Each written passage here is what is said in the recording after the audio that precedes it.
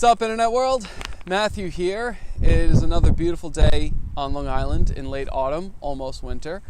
I am in Port Jefferson Harbor in what is called McAllister County Park. I'll be honest with you, I did not know this existed. I've been here before, but I didn't know it was an actual park.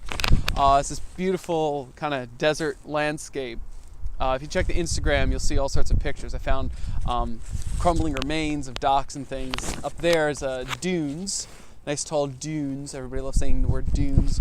That I had a lot of fun scaling and running up and down. I'm just having a blast right now. It's a beautiful day. It's a little cold, a little windy, so I apologize if some of the wind cuts up over the microphone. But wanted to bring you another vlog in a beautiful spot, so here I am. At the end of my last piece, it's just a ride. I had been talking about how we have these ancient programs that run in the back of our heads, in our unconscious minds, and actually not just in that vlog, but really this entire series. And I had said at the end, though, that I found a tool to help me deal with it. Maybe not completely uproot the programming, but to be more cognizant of it and to work around it.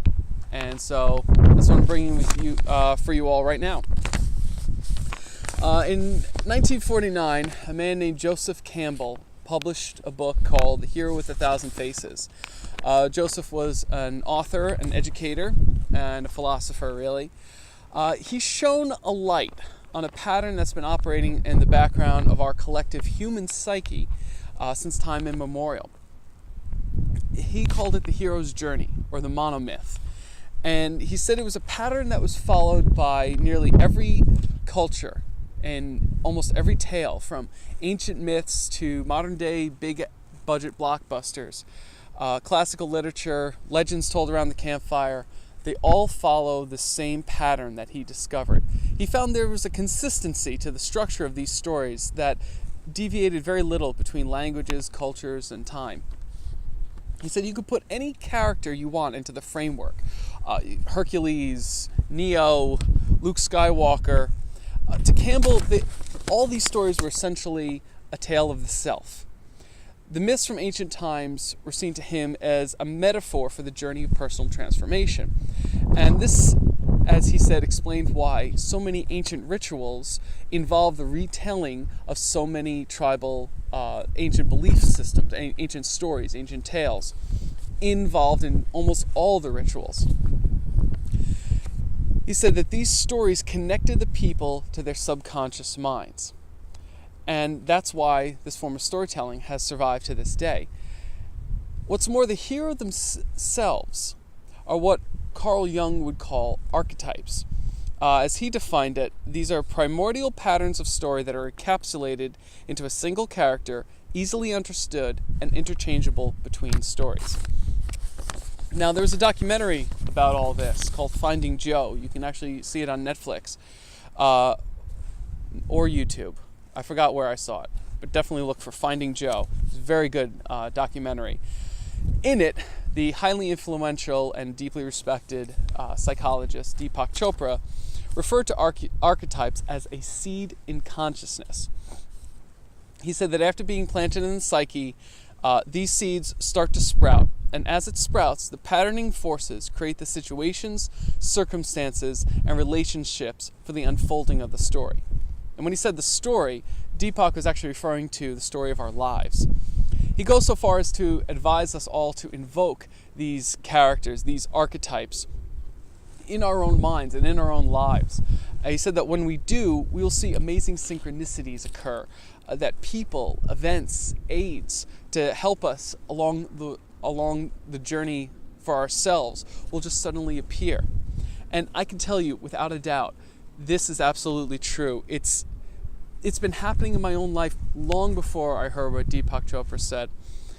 And it's been helping me dramatically. I've always identified with the strong hero types, like Luke Skywalker or Perseus, Captain America, Superman. The courage and moral rectitude I saw were not just qualities that I admired, but I saw as really being the default setting in myself. not saying I'm perfect, nobody is, but these are the kind of characters, those with a moral compass bolted north seem to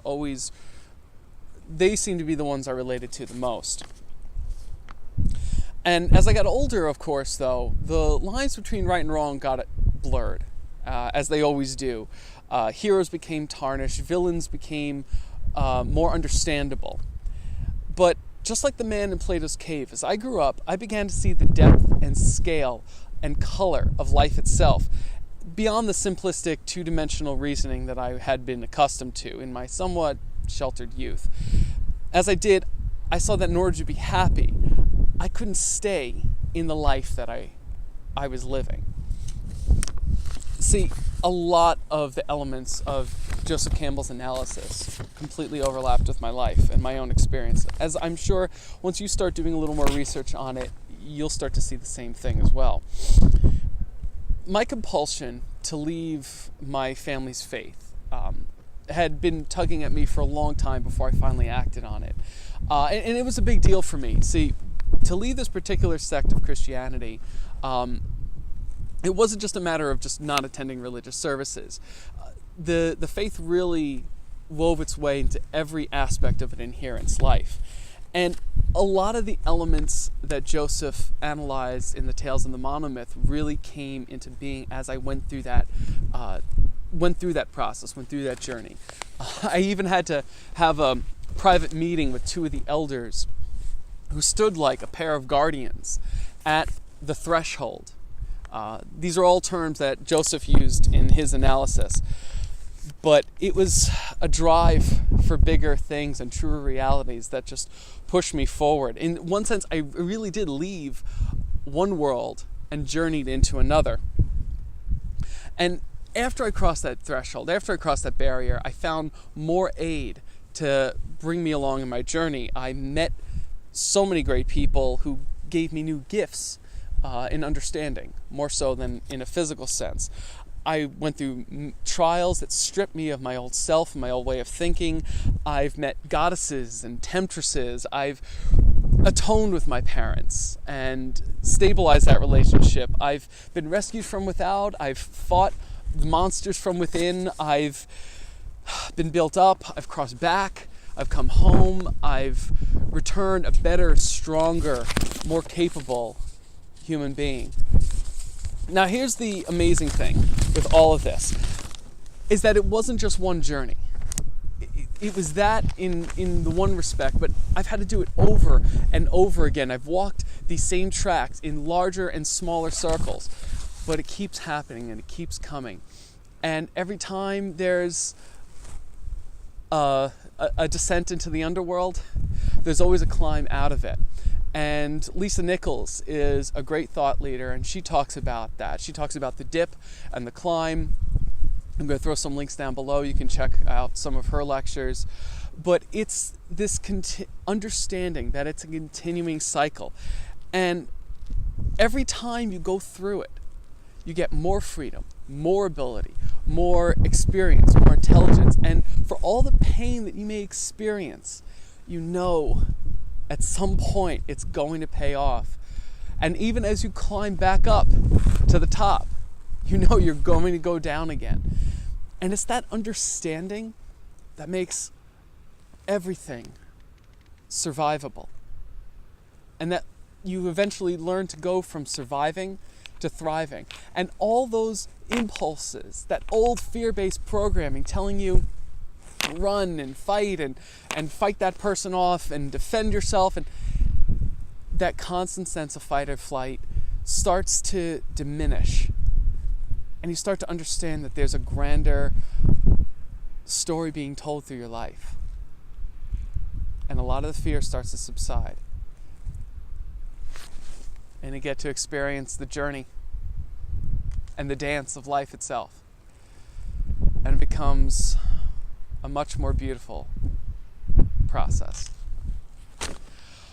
Well, I'm going to pick this thought up, and the next couple of vlogs will go into a little bit more detail of how exactly to bring that forth into your life and some of the more practical steps you can take. I want to thank you for coming along with me on the journey so far. I hope you've benefited from the words in whatever format you found them. And please, do me a favor, leave a comment down below and tell me if you've seen anything that I've described in your own life, if you're familiar with Joseph Campbell's work or Lisa Nichols, and if you could relate to exactly what I said. Leave a comment down below. I'd love to hear about your experience. From beautiful Long Island, I want to wish you all peace, love, and protein pancakes. We'll be talking to you guys next week.